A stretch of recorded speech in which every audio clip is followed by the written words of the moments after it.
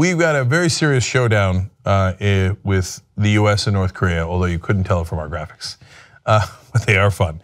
All right, so let me tell you about it. First, we're going to hear from South Korean Ministry of National Defense.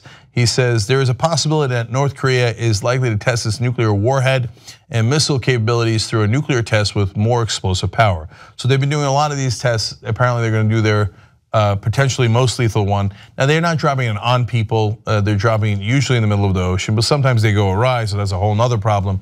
But mainly this is North Korea saying we can nuke you. So it is deeply problematic, especially if you live in South Korea or Japan, where they might be able to reach. So HuffPost has more details on this.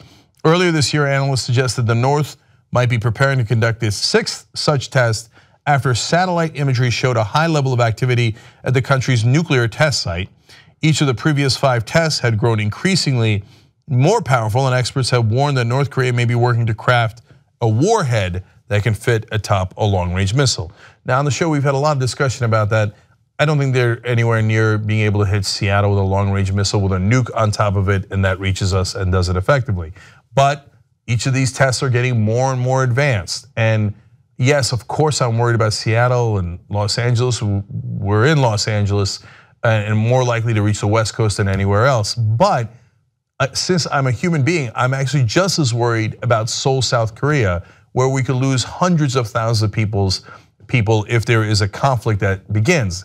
And with 2 unstable guys, Kim Jong-un and Donald Trump in charge, that's exactly what I'm worried about. So more on the latest developments. In order to respond to this, on Sunday, the US flew 2 supersonic bombers over the Korean peninsula in a show of force.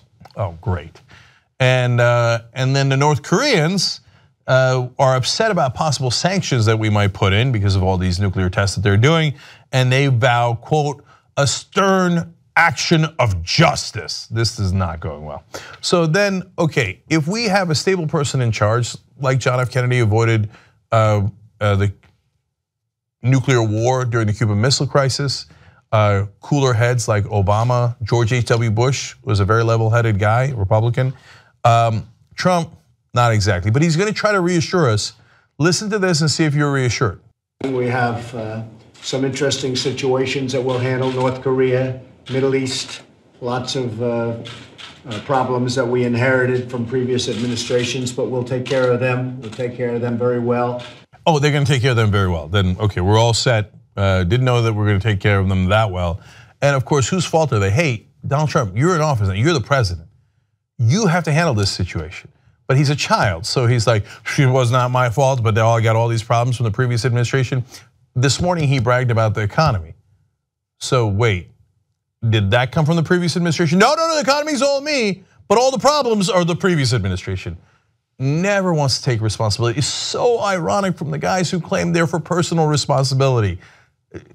Donald Trump can't stand personal responsibility, but more importantly here, I'm worried about what's actually going to happen. One more nonsense response along similar lines from Trump. We'll handle North Korea. We're going to be able to handle them. It will be handled. We handle everything. Thank you very much. It'll be handled. We handle everything. But that's what you told us about healthcare. And then you wound up punching yourself in the face a couple of times, and you had like a piñata party before it got passed, and then you're like, oh no, it didn't get passed. I mean, it's mean. I mean, it passed it. I mean, this guy's the most incompetent manager we've ever seen in our lifetimes, and he's in charge, and there's nukes at play here. So look, guys, I've said this from day one. The number one thing I'm worried about with Donald Trump, it is not conservative ideas like repealing Obamacare and giant tax cuts. Pence would try to do those anyway, and he might even be more effective at it. The number one thing I'm worried about with Trump is that he's going to accidentally trigger a disastrous war, because he doesn't know what the hell he's doing, and he's never known it. And if you even scrape his ego, he's going to be like, oh, dare he? And he's going to suffer no consequences from it personally. So anything that doesn't affect Donald Trump personally, he does not care about. So I'm scared to death for what might happen to the South Koreans if we get into a war with North Korea. And if we had a stable person in office, I'd say, look, cooler heads will prevail. They should put pressure on China to get tough on North Korea. They should do sanctions. They should do a number of things, but we should not go to war because it might be millions of people who die in South Korea. Because whether it's nuclear or not, they have all these weapons pointed at South Korea, and it's not that far. It will definitely reach high density population centers in South Korea, let alone the damage it'll do in Japan, let alone wherever else they can reach. So that's why if Trump actually did some sort of scandal, I don't want to get into that issue right now, and is impeached, I'm going to breathe a huge, or resigns, I'm going to breathe a huge sigh of relief, not because I think Mike Pence is any better on any of the issues related to the US here at home, but because at least he's not a child.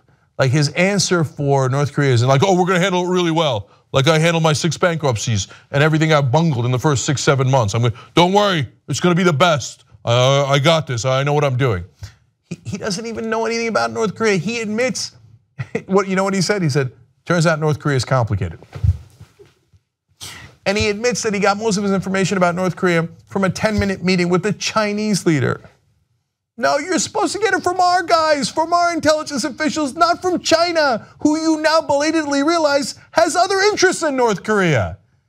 This child is in charge. And when it comes to deadly affairs like this, that's what really scares me about Trump.